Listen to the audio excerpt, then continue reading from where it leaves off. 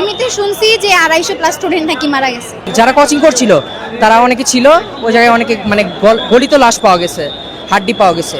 সবাই কে কোথায় দৌড়াদৌড়ি, মানে ঠিক যেমন বোমা বাস চলে যেরকম সেই অবস্থা। একটা সময় আমাদের ক্লাস শেষ হয়েছে, এরপরে একটা 10-15 দিকে আর কি এই জিনিসটা হয়েছে।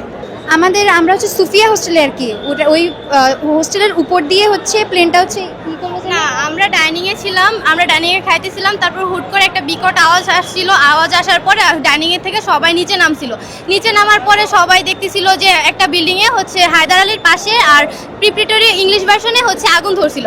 তো সব এটা জ্বলতেছিল, সবাই এটা দেখে ওইদিকে যাইতেছিল। পরে হচ্ছে আর্মিরা জাস্ট আমাদের বলছে যে তোমরা ক্যাম্পাসের বাইরে যাও। এরপর আমরা ক্যাম্পাসের বাইরে আসি।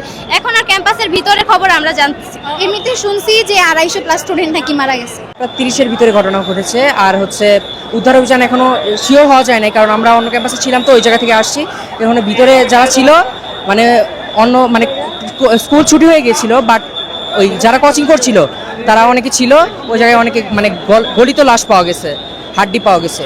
আহত অনেকজন 20+ আমরা শুনেছি, আর নিহত আমরা শুনেছি 7+ হবে।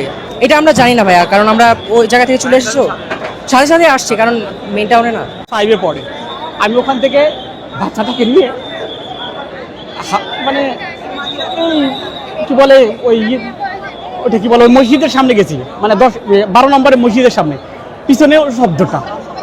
আমি ওখান থেকে তখন বলি কি হইলো, কেউ পালাচ্ছে, সবাই পালাচ্ছে, কে ঘুরে দৌড়াচ্ছে, কোনো বুঝতেছি না। আমি অলরেডি আমার বাসা হাউস বিল্ডিংয়ে গেছি, বাবুকে রাখছি, আমি এখনো রাখা ওইভাবে এই অবস্থায় আবার চলে আসছি। আমি আসি তো দেখতেছি এটা কাহিনীটা ঘটছে সম্ভব, মানে টাইমটা হচ্ছে 10 থেকে 12-15 মিনিটের মধ্যে হবে, 10-12-13-র মধ্যে হবে একটা, জাস্ট এই সময়। আমরা 5-এ আমি এখান থেকে গেছি, এই গেট থেকে 5-এ আমি আমার ছেলেকে নেবে রয়েছি 1টা বাজে।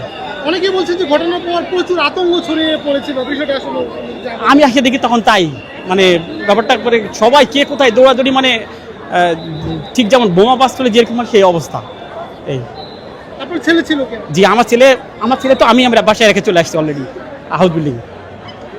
তারপরে এই ঘটনা, জি, আমি আবার ফিরে আসছি এখন পর্যন্ত। এই আসে দেখতেছি ওর ফ্রেন্ডদের, ওদেরকে খুঁজতেছি, কারোর দেখা হচ্ছে যে মেয়েটাকে পরিচিত যেমন একটা গেল। এই আরেকটা বিষয় জানতে চাচ্ছি যে হতাহতের ঘটনা আসলে আমি আসলে ওইভাবে বলতে পারবো না ভাইয়া, কিন্তু আমি অ্যাম্বুলেন্সে অনেক যাইতে দেখছি, এই অনেক বাচ্চা মানে হতাহত যাইতে দেখছি, মানে ওইভাবে বলতে পারবো না। প্লিজ একটু হেল্প করেন, Bangladesh medical, Lubana medical, Ibn Sina medical, Mansur Ali, any medical, please, thank you. দর্শক ধন্যবাদ।